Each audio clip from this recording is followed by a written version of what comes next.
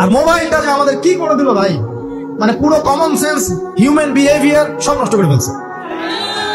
বসে আছেন চুপচাপ, মানে এমন হয় ফোনটা বের করছে, মানে অস্ত্র বের করছে, ফোন বের করে খাটাস করে মুখের সামনে ফোন।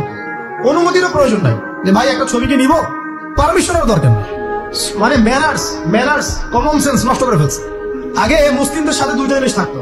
যখন মুসলিমরা সারা বিশ্বকে নেতৃত্ব দিয়েছে তখন ডান দিকে একটা বড় তরোয়াল থাকতো আর বাম দিকে একটা ছোট খঞ্জর থাকতো, জানেন? এই মোগল আমলও দেখবেন, নবাব সিরাজউদ্দৌলাদের আমলও দেখবেন, ডান পাশে একটা বড় সোর্ড থাকতো আর বাম পাশে থাকতো একটা ছোট খঞ্জর। ওই দুইটা জায়গায় এখন স্থান নিয়েছে। ডান পকেটে একটা বড় স্মার্টফোন আর বাম পকেটে ছোট একটা আবার কথা বলা ফোন। মানসিক ভাবে আমরা সুস্থ নই এখন। আল্লাহ পাক আমাদেরকে বোঝার তৌফিক দেয়। কথাগুলো আঘাত করার জন্য বলছি না, আমি কথাগুলো বলছি এই কারণে যে আমাদের এই যুব সমাজকে নিয়ে আমাদের অনেক আশা। যুবকরা ইসলাম শিখবে, এলেম শিখবে, আমল করবে, ইনশাআল্লাহ আগামী দিনে এই জাতিকে নেতৃত্ব দিবে। এই সময় থেকে যদি ওদেরকে ট্রেন্ড আপ করা না যায়, তাদের ম্যানার্স, বিহেভিয়ার, হিউম্যান বিহেভিয়ার গুলো ডেভেলপ করা না যায়, তাহলে আগামী দিনে কি এরা জাতিকে নেতৃত্ব দিতে পারবে? একটা হাদিস খালি বলি, মান তারাকা সালাতান মুতাআম্মিদান ফাকাদ কাফারা, মান তারাকা সালাতান মুতাআম্মিদান ফাকাদ কাফারা। আবার শুনেন, قال رسول الله صلى الله عليه وسلم من ترك صلاة متعمدا فقد كفر। আর মুয়াজ বিন জাবাল রাদিয়াল্লাহু আনহু কে নবীজি বলেছেন, মান তারাকা সালাতা মুতাআম্মিদান ফাকাদ বারিয়াত মিন জিম্মাতিল্লাহ। যে ব্যক্তি নিজের উপর ফরজ নামাজ ছেড়ে দিল, সে কুফরি করলো, সে কুফরি করলো, সে কুফরি করলো। মুয়াজ বিন জাবালকে নবী সাল্লাল্লাহু আলাইহি ওয়াসাল্লাম বলছেন, যে ব্যক্তি ফরজ নামাজ ইচ্ছা করে ছেড়ে দিল, সে ব্যক্তি আল্লাহর জিম্মা থেকে মুক্ত হয়ে গেল। নামাজ ছাড়বেন প্রিয় ভাই, 5 ওয়াক্ত নামাজ জামাতের সাথে ইনশাআল্লাহ। আল্লাহ আমাকে তৌফিক দেখ, আপনাদের সবাইকে তৌফিক দান করুন, আমিন। জামাত যদি না পান একা পড়ে নেবেন, ঠিক আছে? যদি ঘুমিয়ে থাকেন ঘুম থেকে উঠে পড়বেন, ভুলে গেছেন যখন মনে হবে তখন পড়বেন। ওযু করার পানি নাই, কি করবেন? তায়াম্মুম করবেন। তায়াম্মুমেরও কিছু নাই, আপনার কোনো কাপড়ই নাই, সতর ঢাকার কোনো কাপড়ই নাই, কি করবেন? বসে বসে নামাজ পড়বেন ওই অবস্থাতে। এটা কোনো মাফ নাই। মানে আপনার ওযু করার কোনো পানি নাই, তায়াম্মুমের কিছুই নাই, কাপড়ও নাই সতরে, তখনও নগ্ন হয়ে বসেই নামাজ পড়তে হবে, মাফ নাই। যখন শোয়ানো হবে মাথা থেকে কি থাকবে? সালাত। তাহলে আমরা যারা ফরজ সালাত এখন আদায় করছি না, আজকে তওবা করেন, বলেন আস্তাগফিরুল্লাহ আল্লাযী লা ইলাহা ইল্লা হুয়াল হাইয়ুল কাইয়্যুম ওয়া আতুবু ইলাইহি। হে আল্লাহ, আমরা তওবা করছি, সারা জীবনে যত নামাজ পড়ি নাই, এই সমস্ত নামাজ না পড়ার পাপ থেকে তোমার কাছে তওবা করছি। ঠিক আছে? এটা আস্তাগফিরুল্লাহর অর্থ নয়, আমি বাংলায় বললাম।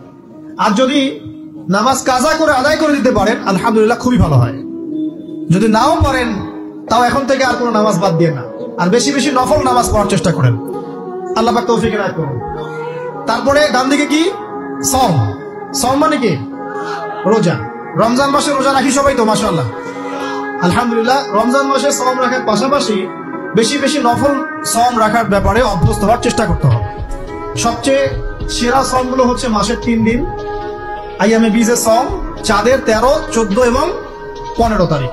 আর সপ্তাহে 2 দিন, সেটা হলো বৃহস্পতিবার এবং কি সোমবার।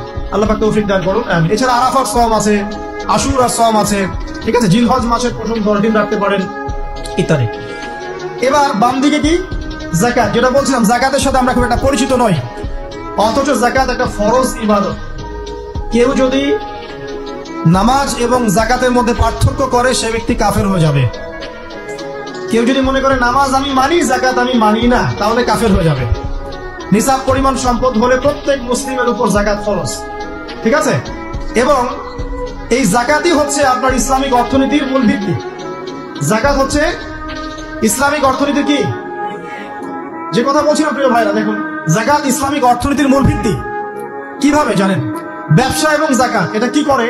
এটা একটা মার্কেটের মধ্যে সম্পদ ঘুরতে থাকে। আমি বুঝাচ্ছি আপনাকে। মনে করেন আপনি ব্যবসা করছেন এবং যাকাত দিচ্ছেন। যাকাত কারা দিবে? যারা যাকাতের নিসাব পরিমাণ সম্পত্তি রাখে, মানে কিছুটা ধনী তারা। তো তারা ব্যবসা করছে, মাশাআল্লাহ। ব্যবসা যখন করে, ব্যবসায় কি থাকে? লাভ থাকে, লস থাকে, লাভ থাকে, লস থাকে। লাভও হতে পারে আপনার, লসও হতে পারে। আর সুদে কি? শুধু লাভ, লস আছে, লস নাই। পার্থক্য বোঝেন। এখন ব্যবসা যখন আপনি করবেন, এই টাকা বা মূল যে ক্যাপিটাল যেটা বলে অর্থনীতির ভাষায়, এটা মার্কেটের মধ্যে সার্কুলেট করতে থাকবে। আজকে আপনি ধনী, লাভ করেছেন, কালকে লস করবেন, এই ধন আরেকজনের হাতে চলে যাবে।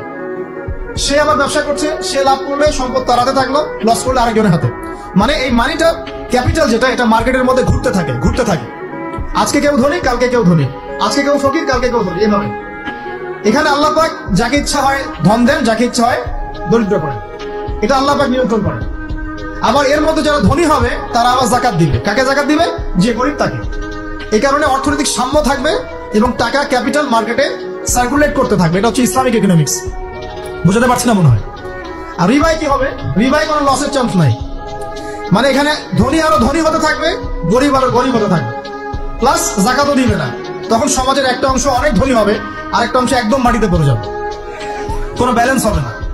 এই কারণে বিশ্বের একটা অংশ, ওই বিশ্বের একটা বড় অংশ যারা সুদখোর, যেখান থেকে সুদ এসেছে, ওইটা আস্তে আস্তে ধনী হয়ে গেছে এবং বিশ্বের বহু কান্ট্রি আস্তে আস্তে দারিদ্র সীমার নিচে চলে আসছে। এটা শুধু ব্যক্তির ক্ষেত্রেই নয়, সমাজের ক্ষেত্রেই নয়, পুরো বিশ্বেটা হচ্ছে। তো এই হলো রিবা এবং ব্যবসা ভিত্তিক, জাকাত ভিত্তিক ইকোনমিক সিস্টেমের পার্থক্য, বেসিক ডিফারেন্স। রিবার মধ্যে আল্লাহ পাক তার হাত উঠিয়ে দেন, আল্লাহ পাক সেখানে আর ইন্টারফেয়ার করেন না। ঠিক আছে, সুদ খাচ্ছ, তুমি তোমার মতো চলবে।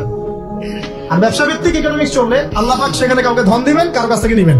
আপনার ধন নিয়ে আমাকে দিবেন, আমার ধন নিয়ে আপনাকে দিবেন। আর আমি যদি ধনী হই, আমি আবার জাকাত দিব, সেই জাকাতের টাকা আবার আপনার হাতে যাবে। কেউ না খেয়ে মরবে না। প্রথম কথা, আপনাকে ইসলামিক নিয়মতান্ত্রিক জীবনযাপন করতে হবে। তার আগে খালেস তওবা করে ফিরে আসেন। তওবা করে ফিরে আসেন, আল্লাহ চাইলে সেই মহা পাপও মাফ করতে পারেন।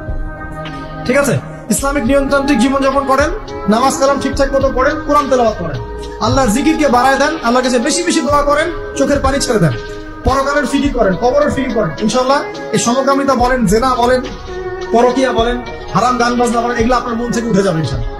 আপনার মন এগুলোতে সায় দিবে না ইনশাআল্লাহ আযজা ওয়া জাল। আর সর্বশেষ কথা হলো, এটা এই জিনিসগুলোকে যারা প্রমোট করে, এইসব প্রিন্ট এবং ইলেকট্রনিক মিডিয়াগুলোকে বর্জন করে, যারা এগুলোকে প্রমোট করতেছে, যেখানেই সমকামিতা সেখানে আল্লাহর আযাব নেমে আসবে। এমন আযাব নেমে আসবে যেটা আপনি কল্পনা করতে পারেন।